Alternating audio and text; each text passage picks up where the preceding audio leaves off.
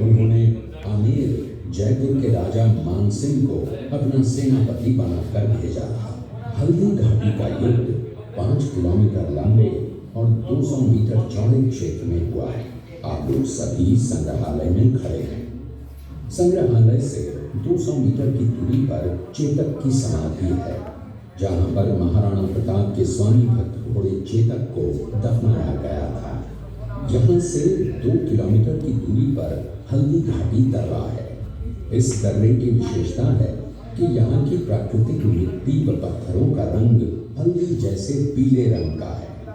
इस दर्रे के चारों तरफ महाराणा प्रताप की भील आदिवासी सेना राणा पूंजा के नेतृत्व में तैनात थी। ये सेना तीर, भाले, पत्थर चलाने में कुशल थी। यहाँ से 1 किलोमीटर की दूरी पर शाही बाग है, जिसमें मुगल सेना का पड़ाव था।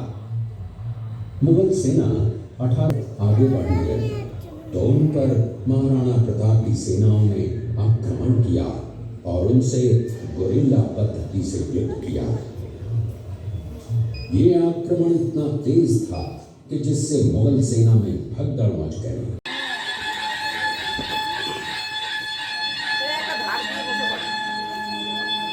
महारानी जयवंत कंवर की कोख से विक्रम संवत 1597 में अर्थात 9 मई 1540 को कुंभलगढ़ हुआ। सन 1567 में नायकों के आग्रह पर महाराणा उदय सिंह ने शुरू होंगे। वाह वाह, अच्छा जी। हल्दी घाटी युद्ध के बाद महाराणा प्रताप अपनी प्रतिज्ञा का पालन करने के लिए वनवासी जीवन व्यतीत करने लगे। उनके पास पर्याप्त संपत्ति नहीं थी तो उनके वित्त मंत्री भामाशाह ने अपने ये कुंभलगढ़ किला है। इस किले का प्राचीन नाम मच्छिंद्रगढ़ है। इस किले का निर्माण महाराणा कुंभा ने करवाया था। इस किले के अंदर 9 मई 1540 ईस्वी में महाराणा प्रताप का जन्म हुआ था। इस किले की ऊंचाई समुद्र तल से 3568 फीट की है। इस किले की दीवार 36 किलोमीटर तक फैली हुई है। इस दीवार का नाम ग्रेट वॉल ऑफ चाइना के बाद द्वितीय पायदान पर दर्ज है। इस किले के अंदर 360 प्राचीन मंदिर हैं। उन मंदिरों में से जग प्रसिद्ध महादेव का मंदिर सबसे प्राचीन है। कुंभलगढ़ किला यहाँ से 65 किलोमीटर। इस किले की तलहटियों में महाराणा प्रताप ने अपने गुरु से शिक्षा प्राप्त की थी। ये किला 12 वर्ग किलोमीटर में फैला हुआ है। इस किले पर और उस आक्रमण में कोई भी राजा व सैनिक वीर गति को प्राप्त कर लेते तो उनकी पत्नियां वीरांगनाएं अपने सतीत्व की रक्षा करने के लिए जलती हुई अग्नि में कूद प्राणों को त्याग देती थी, जिसे हम जौहर कहते हैं। चित्तौड़गढ़ में 3 मुख्य बड़े जौहर हुए थे। प्रथम जौहर 1303 ईस्वी में रानी पद्मिनी ने 16,000 स्त्रियों वीरांगनाओं के साथ जौहर किया था। सिर्फ अल्लाउद्दीन खिलजी के कारण मंदिर, जैन मंदिर, कालिका माता मंदिर, भामाशाह हवेली, कुंभाश्याम मंदिर, फतेह प्रकाश महल हैं। ये किला यहाँ से 140 किलोमीटर दूरी पर है। अब्दुल रहीम खान खाना अजमेर का सूबेदार था। जब वो शेरपुर पहुंचा तब इसका पता कुंवर अमर सिंह को चला, जो महाराणा प्रताप के पुत्र थे। अमर सिंह ने शेरपुर मेवाड़ की एक ऐसी मां थी जिसने अपने पुत्र का बलिदान देकर राजवंश की रक्षा की थी। उस मां का नाम पन्नाधाय था। पन्नाधाय जाति से गुर्जर थी। वो एक राजकुमार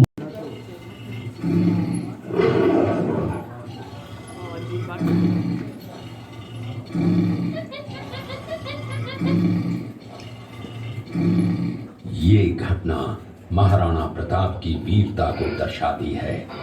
एक समय प्रतिज्ञा का पालन करते हुए महाराणा प्रताप ने प्रतिज्ञा की थी कि जब तक अपनी मातृभूमि को शत्रुओं से मुक्त नहीं करा लेता तब तक न तो मैं महलों में रहूंगा न किसी धातु के पात्र में भोजन करूंगा, न किसी गद्दी के बिछौने पर सोऊंगा। विश्वविख्यात स्वामी भक्त घोड़े चेतक के अंतिम मिलन का है। हल्दी घाटी युद्ध के बाद चेतक घोड़े ने 22 फीट के एक बरसाती नाले को पार किया। ये उसी समय का दृश्य है। पास में खड़े महाराणा प्रताप के छोटे भाई शक्ति सिंह हैं।